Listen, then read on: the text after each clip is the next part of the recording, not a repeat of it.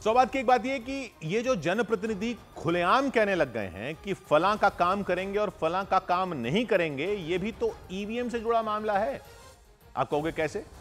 तो वो ऐसे कि ईवीएम एक स्टैंड अलोन मशीन है। ईवीएम के आंकड़ों से छेड़छाड़ नहीं हो सकती। उसके पीछे की यही तो वजह बताई जाती है ना कि हर ईवीएम के आंकड़े उसी के अंदर होते हैं और किसी से लिंक नहीं होते। तो हर ईवीएम में पता चल जाता है कि उसमें कितने वोट किसको पड़े, और यह भी पता होता है कि वो ईवीएम कौन से पोलिंग बूथ की थी। यानी हर पोलिंग बूथ का पता चल जाता है कि उस पोलिंग बूथ में किसको कितने वोट पड़े, और यह भी पता होता है कि वो पोलिंग बूथ किस पोलिंग स्टेशन में था।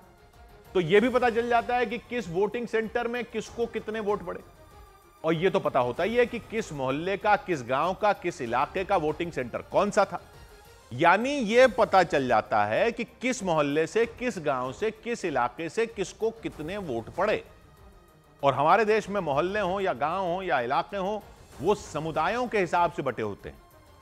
तो नेता लोग यह भी पता लगा लेते हैं कि कौन से समुदाय ने किसको वोट दिया।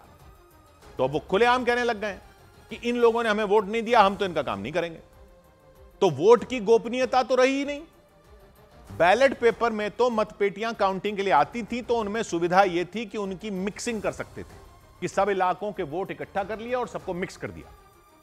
इसके बाद की काउंटिंग ऐसा करते तो पता ही नहीं चलता कि कौन से इलाके के लोगों से किसको ज्यादा वोट मिले। लेकिन अब तो साफ साफ पता चल जाता है, मोहल्ले ही नहीं। संविधान की शपथ लेने वाले जनप्रतिनिधि पूरे क्षेत्र के प्रतिनिधि होते हैं, किसी एक समुदाय के या एक मोहल्ले के थोड़े ही होते हैं। लेकिन अब तो कई लोग खुलकर कहने लगे हैं कि हमें फलां लोगों ने वोट नहीं दिया, उनका काम नहीं करेंगे। ये तो खुला बोल रहे हैं। लेकिन जो खुला नहीं बोल रहे, उनके मन में भी यह भाव है या नहीं, कौन जानता। पता तो उनको भी है कि कहां के लोग उनके साथ हैं और कहां के नहीं हैं। यह इनको पता ही क्यों होना चाहिए जब सबका वोट गोपनीय है।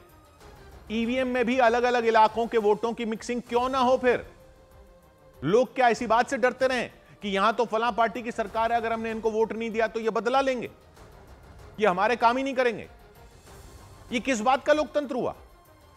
और शपथ ले चुके लोग ऐसा अगर खुले में बोल देंगे कि हम फलां का काम नहीं करेंगे क्योंकि उस इलाके के लोगों ने हमें तो वोट ही नहीं दिया, तो ये अलाउड है।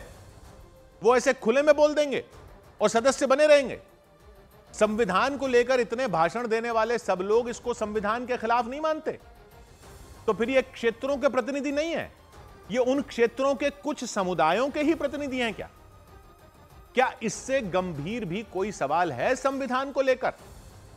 100 बात की एक बात,